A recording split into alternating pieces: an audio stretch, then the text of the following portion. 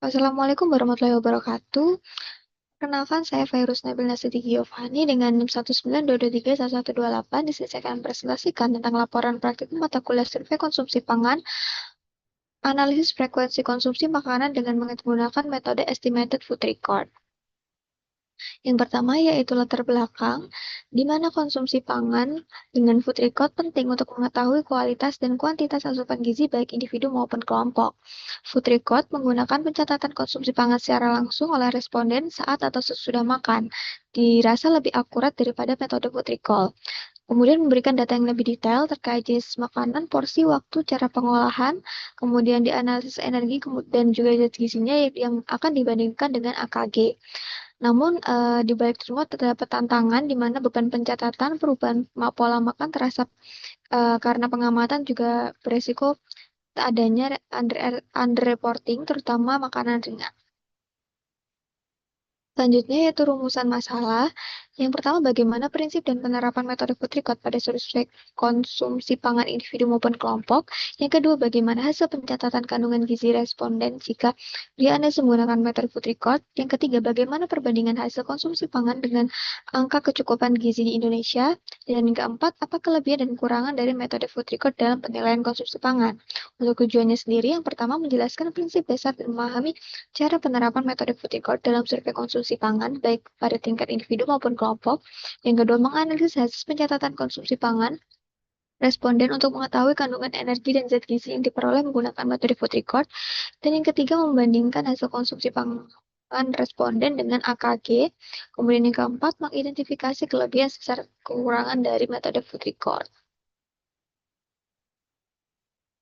Selanjutnya, di sini ada biodata dari responden dengan inisial PKR, disclaimer perempuan, tanggal lahir 15 Mei 2005, berusia 20 tahun, dengan berat badan 56 kg dan tinggi badan 157. Untuk food record sendiri dilaksanakan 3 kali, yaitu pada Rabu 17 September, kemudian Jumat 19 September, dan juga Minggu 21 September.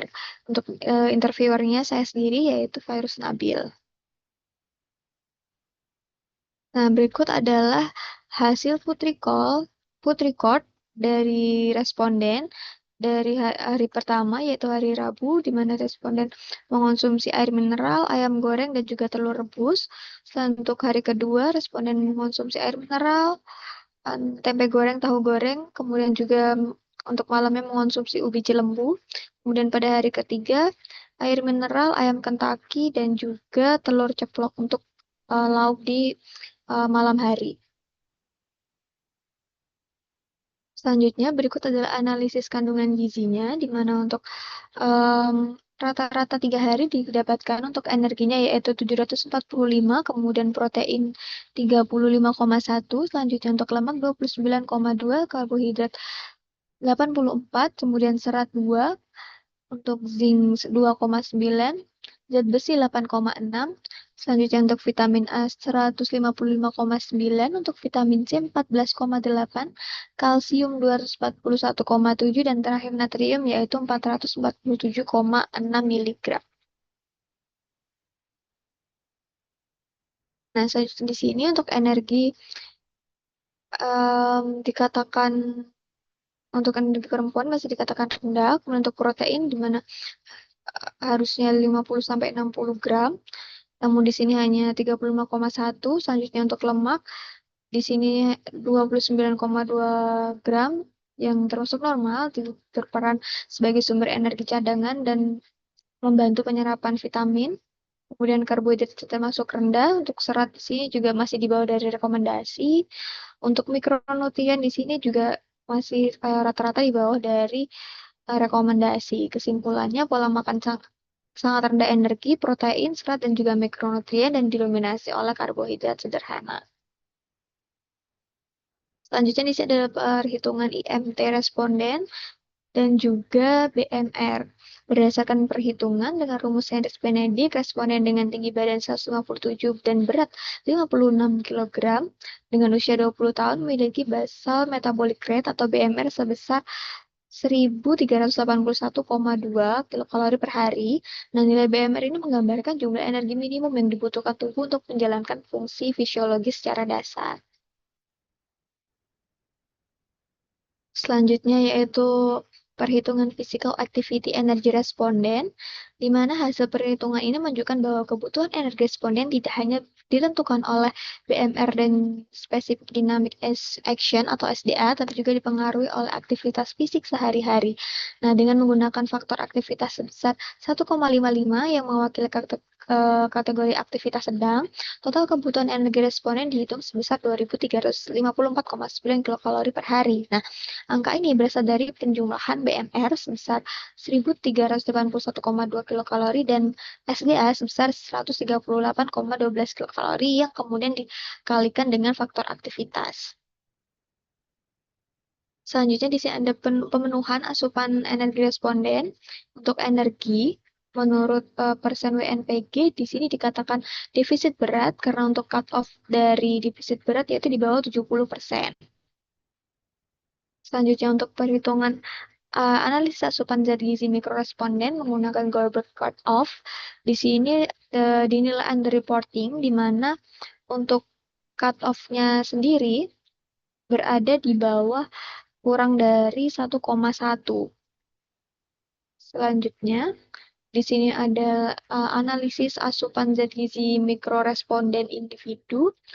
Untuk karbohidrat, mohon maaf, maksud saya makronutrien. Untuk karbohidrat, protein, dan juga lemak di sini masih belum memenuhi karena masih jauh di bawah untuk angka kecukupan gizi atau kebutuhan harian. Selanjutnya untuk mikronutrien di sini juga rata-rata hampir semuanya di sini masih belum memenuhi dan sangat jauh di bawah kebutuhan harian. Selanjutnya di sini ada rata-rata asupan dari kelompok karena di sini ada laki-laki dan perempuan, maka yang di sini untuk yang slide ini adalah untuk asupan perempuan di mana berjumlah 15 orang.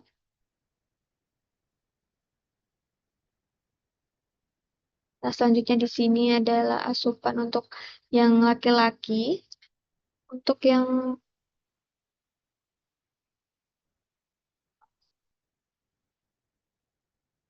perempuan tadi didapatkan untuk rata-rata energinya 893,2, untuk protein 41,6, untuk lemak 32,5, karbohidrat 108,3 gram, kemudian untuk kalsiumnya 342,8, zat besi 8,6, selanjutnya untuk vitamin A 195,5, vitamin C 12,6, natrium 938,6, dan zinc 3,6. Nah, untuk selanjutnya di sini untuk asupan dari responden laki-laki, untuk energinya 1.238, protein 43,6, lemak 36,2, karbohidrat 181,1, kalsium 443,4, zat besi 11,1, vitamin A 223,7, vitamin C 30,3, natrium 516,4, dan zinc 5,2. Untuk responden laki-laki sendiri ini untuk standar deviasinya 0 karena hanya satu orang. Nah, selanjutnya di sini adalah analisis rata-rata kecukupan energi kelompok menurut WNPG. Untuk perempuan, di sini untuk energi intake-nya rata-rata didapatkan 893,2, di mana termasuk defisit berat karena hanya memenuhi 39,6%. Sementara untuk laki-lakinya juga defisit berat dengan 45,71% dengan energi intake-nya 1.238.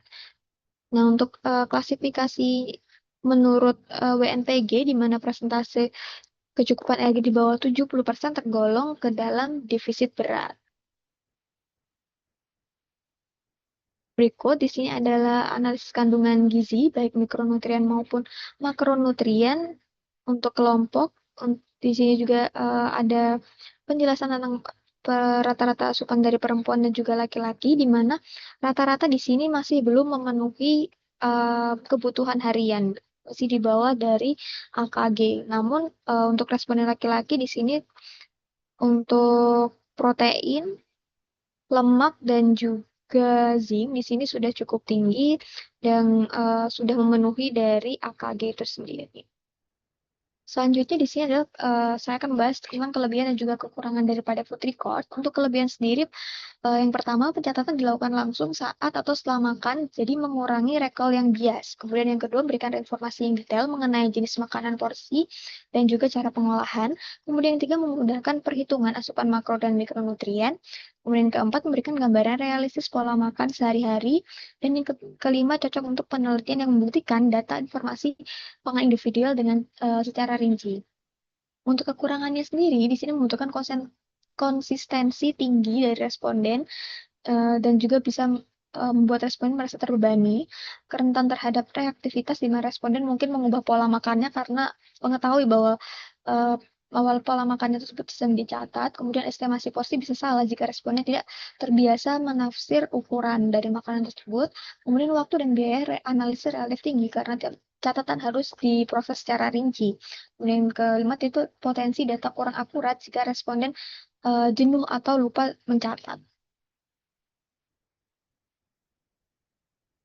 Selanjutnya, untuk kesimpulannya, untuk rata-rata asupan energi responden di sini masih jauh di bawah AKG, di mana untuk perempuan masih 39,6%, sementara laki-laki 46,7%. Untuk asupan makro dan mikronutrien di sini juga masih belum terpenuhi. Kemudian resiko gizi kurang seperti kekurangan energi kronis, anemia, dan gangguan daya tahan tubuh, serta masalah tulang juga dapat terjadi karena masih untuk kecukupannya masih di bawah dari AKG. Kemudian ada kemungkinan underreporting dalam pencatatan konsumsi makanan karena responden tahu bahwa untuk pola makannya sedang dicatat. Kemudian saran yang perlu dilakukan di sini adalah melakukan edukasi gizi rutin untuk meningkatkan kesadaran pemenuhan gizi seimbang. Dan kedua, meningkatkan konsumsi makanan kaya protein, zat besi, vitamin A dan C, dan juga kalsium. Kemudian memberikan pelatihan menggunakan metode estimated food record agar pencatatannya lebih akurat. Kemudian menggunakan metode kombinasi misalnya 24-hour food recall atau food waiting untuk data yang lebih valid. Baik, sekian. Terima kasih. Kurang lebihnya saya mohon maaf. Yang sebesar-besarnya. Wassalamualaikum warahmatullahi wabarakatuh.